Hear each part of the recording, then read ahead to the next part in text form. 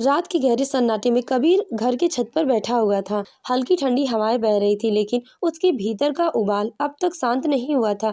चांदनी चारों ओर फैली हुई थी, मगर उसका मन घने अंधेरे में डूबा हुआ था। नीचे से स्नेहा की हल्की रोने की सिसकियों की आवाज आ रही थी, जो उसकी बेचैनी और बढ़ा रही थी। आज फिर उसकी माँ राधा देवी ने सबके सामने उसकी पत्नी का अपमान किया था। यह कोई नई बात नहीं थी, लेकिन आज कबीर का धैर्य जवाब दे गया था। कबीर गुस्से और दर्द भरी आवाज में बोला, माँ बस करो, अब और नहीं। राधा देवी चौंक गई। उनकी बेटी ने पहले कभी इस तरह उनसे बात नहीं की थी। वह तिल मिलाते हुए बोली, वाह, अब तू अपनी बीवी की तरफ हो गया है, मुझे ही गलत कहेगा। कबीर की आंखों में आंसू छलक आए। उसने दृढ़ स्वर में कहा, हाँ माँ, क्योंकि इस बार आप गलत हैं।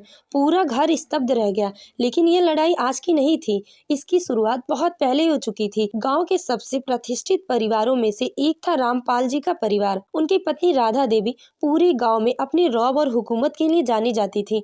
परिवार में कोई भी उनकी बात टालने का हिम्मत नहीं करता था। उनके दो बेटे थे, बड़ा बेटा आर्यन जो शहर में डॉक्टर था, और छोटा बेटा कबीर जो गांव में रहकर खेती और पारिवारिक कारोबार को संभालता था। आर्यन की पत्नी नैना राधा देवी की आंखों का तारा थी। भले ही वो साल में केवल कुछ ही दिनों के लिए घर आती थी, लेकिन राधा देवी का सारा स्नेह और प्रशंसा उसी के लिए थी। दूसरी ओर कबीर की पत्नी स्नेहा, जो हर दिन इस घर के लिए खपती थी, दिन रात काम करती थी। राधा देवी की नजरों में उसकी कोई कीमत नहीं थी। राधा देवी अक्सर ताने मारते हुए स्नेहा से कहती, नैना कितनी पढ़ी लिखी और समझदार है। स्नेहा सिर झुकाकर चुपचाप सुन लेती। गर्मियों की छुट्टियों में आर्यन और नैना ससुराल आए थे। उनके आते ही घर में चहल पहल बढ़ गई। रिश्तेदारों का आना जाना शुरू हो गया। स्नेहा सुबह से लेकर रात तक काम में जुटी रहती थी। सबके लिए खाना बनाना, सफाई करना, मेहमानों की सेवा करना उसके लिए दिन और रात एक जैसा था। लेकिन राधा देवी का सारा ध्यान सिर्फ नैना पर था। एक दिन दोपहर में जब स्नेहा चाय लेकर आई, तो राधा देवी मुस्कुराते हुए बोली, देख नैना, तुझे देखकर दिल खुश हो जाता है।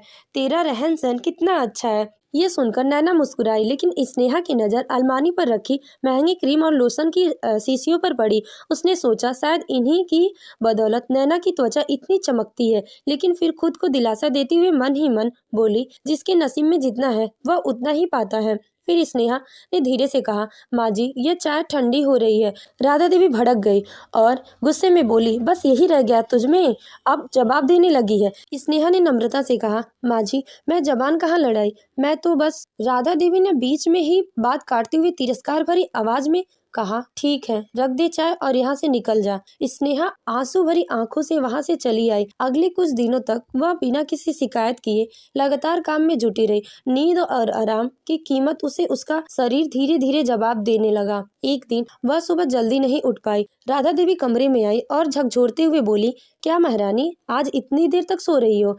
नैना का चाय का समय हो गया है। क्या अब उसे चाय बनाकर तेरा बाप देगा? कबीर भी वहीं था। उसने तुरंत माँ का हाथ पकड़ा और दृढ़ स्वर में बोला, बस करिए माँ, आपको जरा भी एहसास है कि स्नेहा को तेज बुखार है? राधा देवी चौंक गई और तिरस्कार भरे लफ्ज में बोली, बुखार ही तो है, मर तो नहीं रही है। कबीर का गुस्सा फूट पड़ा। वह तीखे स्वर में बोला, अगर यही बुखार नैना भाभी को होता तो आप उन्हें बिस्तर पर बैठकर अपने हाथों से खाना खिला रही होती। राधा देवी सन्न रह गई।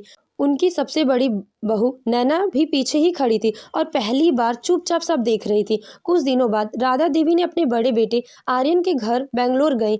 उन्हें लगा कि वहां वो बहुत आराम मिलेगा, लेकिन हकीकत कुछ और ही निकली। सुबह उनके सिर में तेज दर्द होने लगा। उसने सोचा, अगर थोड़ी तीखी चाय मिल जाती तो आराम मिलेगा, लेकिन कोई उठने को तैयार ही नहीं था। आखिरकार उन्होंने नैना को जगाया और धीरे से कहा, बेटा जरा चाय बना दो।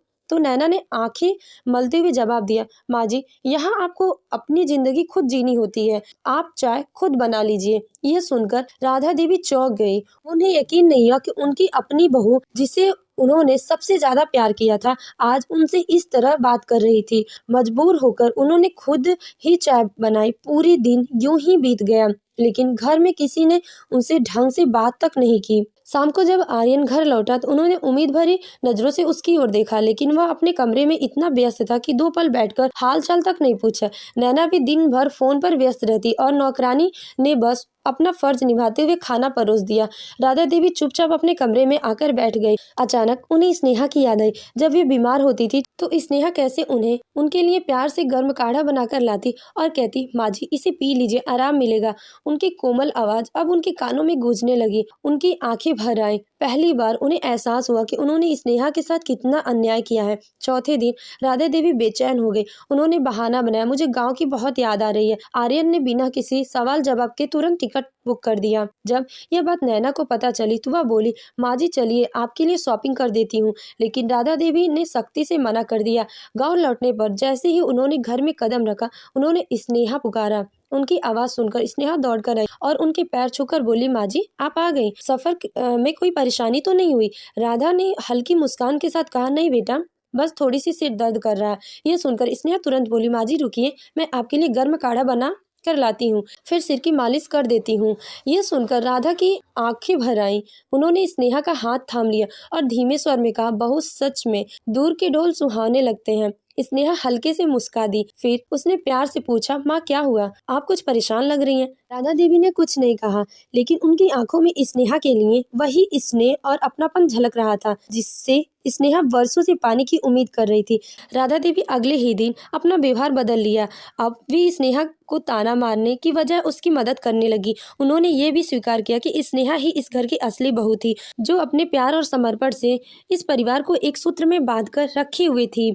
अब स्नेहा के चेहरे पर एक नई चमक आ गई। उसे पता था कि प्यार और मेहनत कभी बेकार नहीं जाते। तो दोस्तों, आपको ये कहानी कैसी लगी? अपनी राय कमेंट बॉक्स में जरूर दें। अगर कहानी अच्छी लगी है तो प्लीज़ वीडियो को लाइक करें और हमारे चैनल को सब्सक्राइब करना ना भूलें। आपका सपोर्ट ही हमारा असली मोटिवेशन है। धन्यवाद।